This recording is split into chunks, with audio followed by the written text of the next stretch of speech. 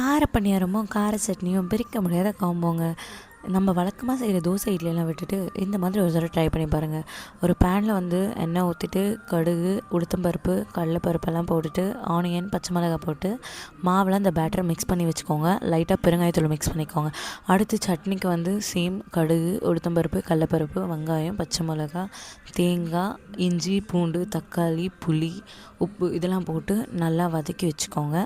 And then வந்து நம்ம பணியாரத்துக்கு தேவையான அந்த பணியார சட்டி எடுத்து பணியாரத்தில் அந்த எண்ணெயெல்லாம் ஊற்றிட்டு பணியாரத்தை ஊற்றிக்கலாம் ஒன் பை ஒன்னாக. அண்ட் நீங்கள் ஊற்றின உடனே வந்து அதில் வந்து ஒரு முடி போட்டு மூடிடுங்க. அதுக்கப்புறமா திரும்ப வந்து எல்லாத்தையும் திருப்பி விட்டுருங்க.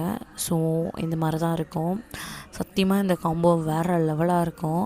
ஒரு தடவை செஞ்சு பாருங்கள். அண்ட் தென் அந்த வதக்கி வச்சுருக்க எல்லாத்தையுமே வந்து அரைச்சி வச்சுருங்க.